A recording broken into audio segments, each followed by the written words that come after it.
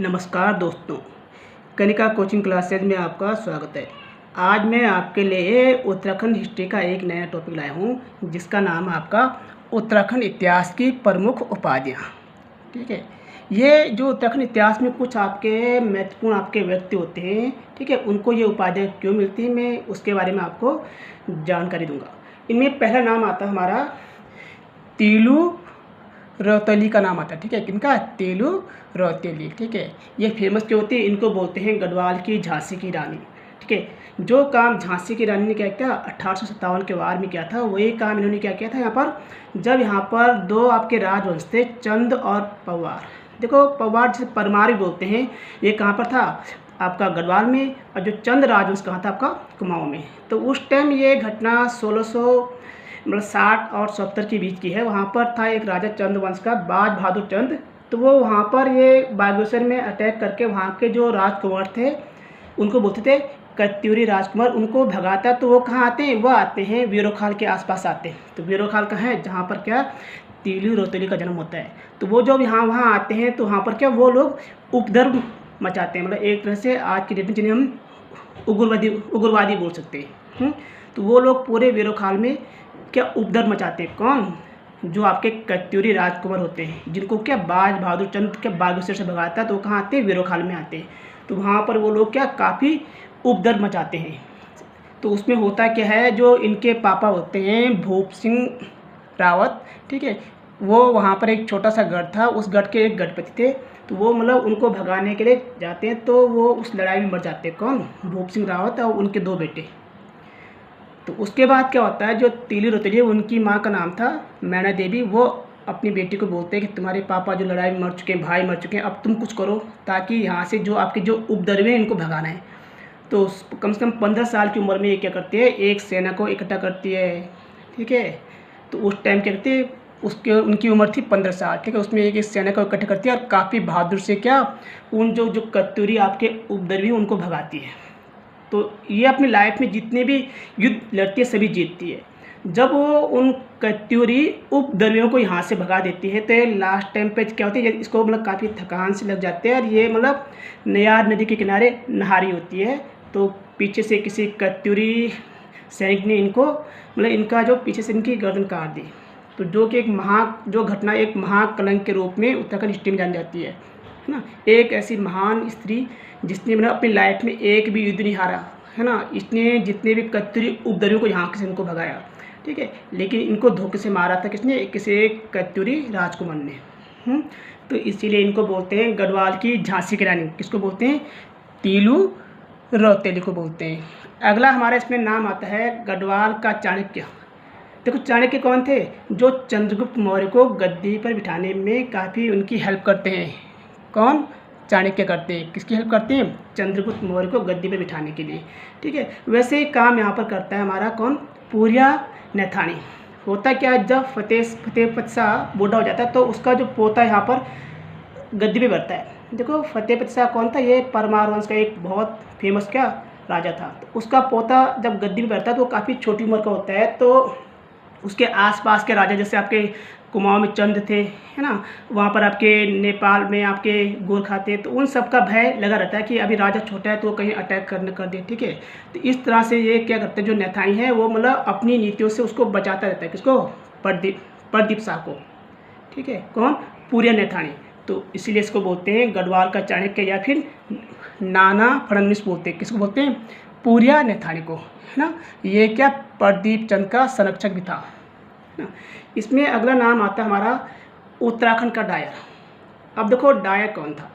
Dyer वो था जिसने जलियांवाला बाग जो हत्याकांड हुआ था उसमें जो उसने क्या जो आपके वो थे, है ना, वहाँ पर जो लोग सभा करे थे तो उन पर इसने क्या गोलियां चलवाई थी। तो वहाँ पर बहुत सारे लोग मर गए थे। ये घटना आपकी 13 अप्रैल 1919 की है।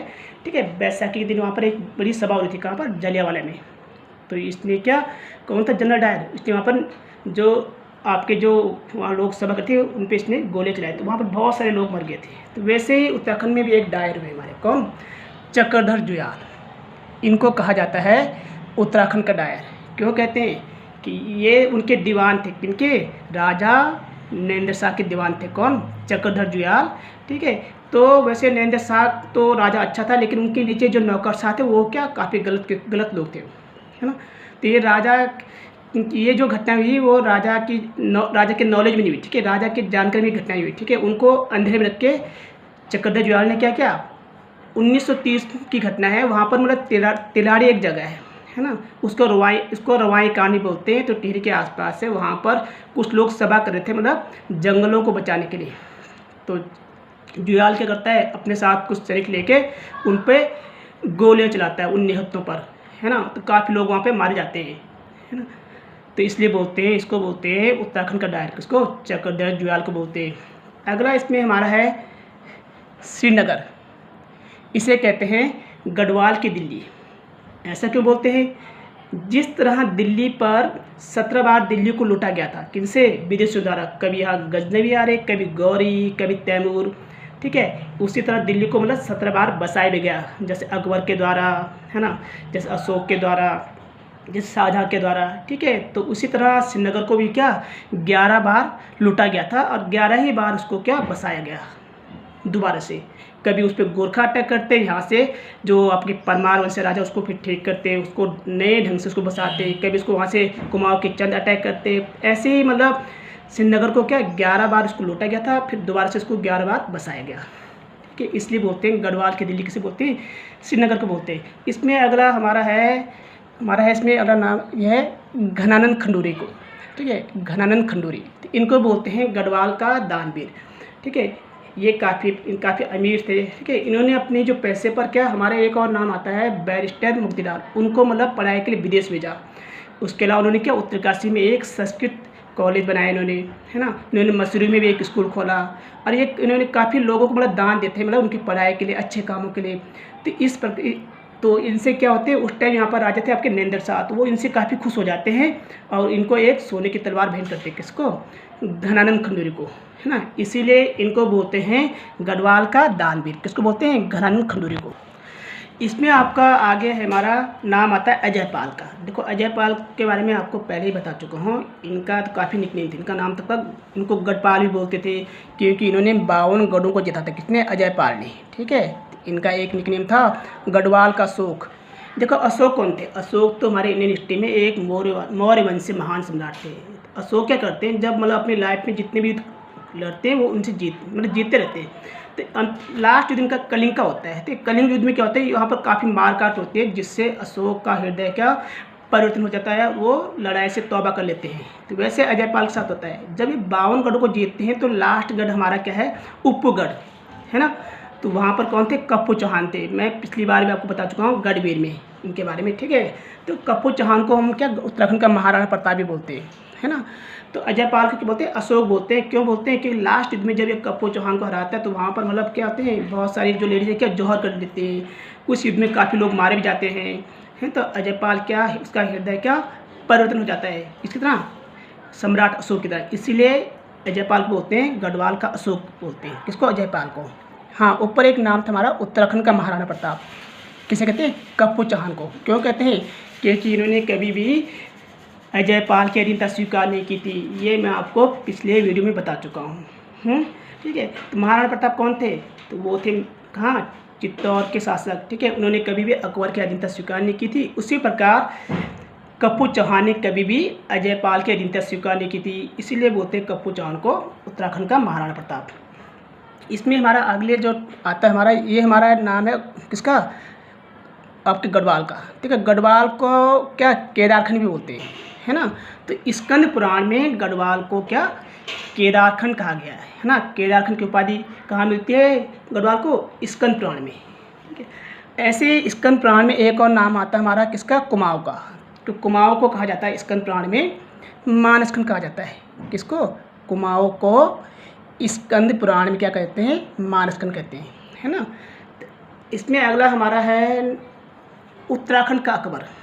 देखो उत्तराखंड का अकबर, देखो अकबर कौन थे, अकबर तो एक मुगल सम्राट होते हुए कि काफ़ी क्या अच्छे सम्राट थे, ठीक है। क्योंकि उन्होंने एक चलाया था धर्म दीन इलाही, साथ में इन्होंने एक जगह बनाई थी आगरा में इबादत खाना।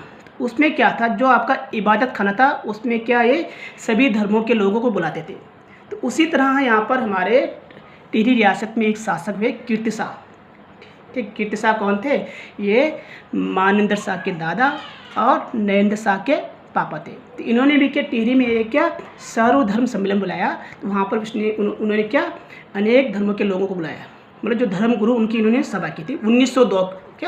1902 के आसपास उन्होंने एक सभा की थी। किसने? कीर्ति शाह ने। ठीक है, तो उन्होंने जो सभा की थी, इस सभा में उन्होंने क्या एक नाम उनका आता है हमारा कितना स्वामी रामतीर्थ का आता है। ठीक है, तो उनको भी बुलाते हैं। कौन? कीर्ति शाह। तो इसीलिए इनको बोलते हैं उत्तराखंड का अकबर बोलते हैं। किसको? कीर्ति शाह। ये भी सभी धर्मों का सम्मान करते थे। इसमें आपका अगले जो हमारा नाम आता है टमटा। इनका मुंशी हरिप्रसाद टमटा। इनको कहा जाता है पहाड़ का अम्बेडकर। देखो, इनको पहाड़ का अम्बेडकर क्या कहते हैं? क्योंकि अम्बेडकर कौन थे? इन्होंने क्या पिछड़ी जातियों के उद्धार के लिए बहुत अच्छे काम किए। कौन थे? भीमराव अम्बेडकर। इन्होंने क्या किया? हमारे देश के संविधान को बनाने में काफ़ी हेल्प की। इन्हें बोलते हैं संविधान का पिता बोलते हैं। किसको? भीमराव अम्बेडकर को। तो इसी तरह उत्तराखंड में जो पिछड़ी जातियों के उद्धार के लिए किसने काम किया था? मुंशी हरिप्रसाद टमटा ने काम किया था। क्या? पिछड़ी जातियों के उद्धार के लिए। इसलिए इनको बोलते हैं पहाड़ का अम्बेडकर बोलते हैं। अगला हमारा नाम अपना आता है गोविंद बल्लभ पंत।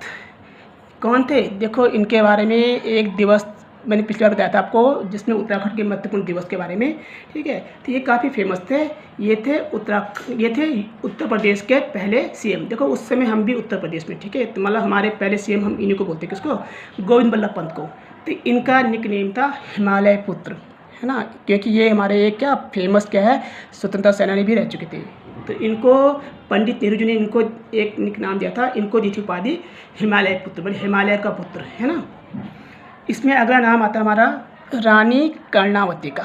ठीक है, जो रानी कर्णावती यही फेमस है उत्तराखंड की हिस्ट्री में।